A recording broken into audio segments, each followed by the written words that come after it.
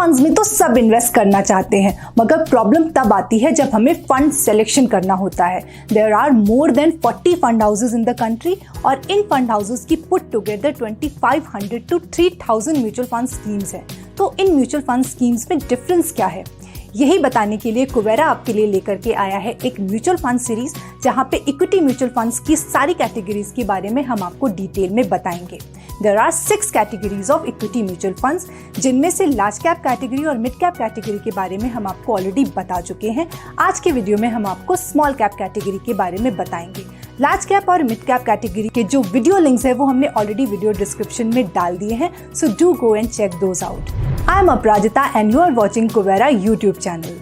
But before we begin, don't forget to subscribe to our YouTube channel and hit the bell icon to keep receiving new video notifications. There are 3 kinds of stocks in the stock market: large cap stocks, mid cap stocks and small cap stocks. बात अगर equity small cap mutual funds की करें तो ये funds largely small cap stocks में invest करते हैं। इन्हें minimum 65% investment small cap stocks में जरूर करना होता है। अब स्मॉल कैप स्टॉक्स होते कौन से हैं?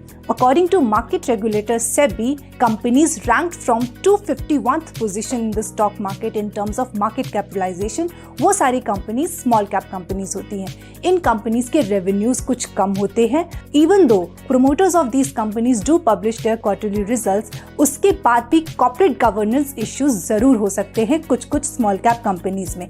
इसीलिए fund managers handling small cap mutual funds are better placed at managing these funds and at selecting good small cap companies. Plus point with small cap companies is that growth opportunities are much higher.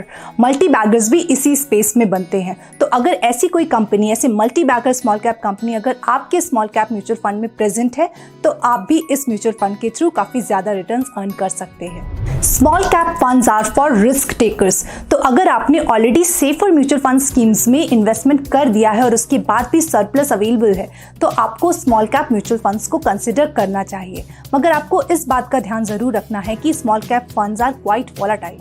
तो अगर आप अपने fund में negative returns देखते हो तो उसको देख करके आपको घबराना नहीं है। अगर आपको अपने फंड सिलेक्शन पे कन्विक्शन है then you should stay invested for the long term.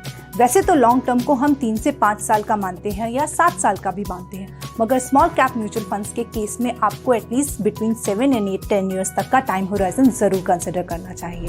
अब आप स्मॉल कैप म्यूचुअल फंड का सिलेक्शन कैसे करोगे, इसके लिए आपको 3 बातों को ध्यान में रखना है। First, track record. Past performance is not a guarantee of future performance, that is true, मगर उसके बावजूद आपको पास्ट रिटर्न्स को जरूर कंपेयर करना है। आपको 1, 3 and 5 ईयर्स का एब्सोल्यूट रिटर्न्स भी देखना है, साथ ही साथ एनुअलाइज रिटर्न भी देखना है, जिसको हम कंपाउंडेड एनुअल ग्रोथ रेट यानी कि कैगर बोलते हैं। कैगर आपको लॉन्ग टर्म परफॉर्मेंस दिखाता है किसी भी म्यूचुअल फंड की।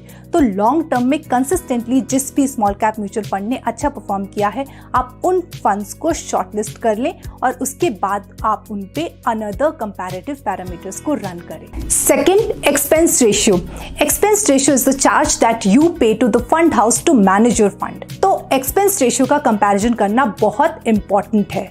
आपको जितने भी आपके शॉर्टलिस्टेड फंड्स हैं आपको उसमें देखना चाहिए कि किस फंड का एक्सपेंस रेशियो कितना ज्यादा या कम है और उसके बेसिस पे आपको फाइनल फंड सिलेक्शन करना चाहिए। Third, reputation. आपको ये भी देखना चाहिए कि आप जिस भी फंड हाउस की म्यूचुअल फंड स्कीम में स्मॉल कैप म्यूचुअल फंड में इन्वेस्टमेंट करने जा रहे हैं उसकी क्रेडिबिलिटी क्या है मार्केट में। इसके अलावा उस फंड को मैनेज कौन कर रहा है, उसका फंड मैनेजर कौन है, उस फंड मैनेजर की क्वालिफिकेशंस क्या है, वो कितना एक्सपीरियंस्ड है। ये सारे पैरामीटर्स को देख करके ही आपको फाइनल फंड सिलेक्शन करना चाहिए। तो आपको आज का वीडियो पसंद आया ना? आपने क्या ऑलरेडी किसी स्मॉल कैप फंड में इन्वेस्टमेंट करके रखा हुआ है? अगर हाँ तो वो कौन सा फंड है ये मुझे कमेंट्स में जरूर बताइए। Now don't forget to like and share this video and subscribe to our YouTube channel. Personal finance और इन्वेस्टमेंट से जुड़ी बातों को समझने और एक समझदार इन्वेस्टर बनने के लिए subscribe to Kuvera YouTube channel. Kuvera, your safe space to invest. Download the app from the link shared in the video description. I'll see you soon. Till then, take care and stay tuned to Kubera YouTube channel.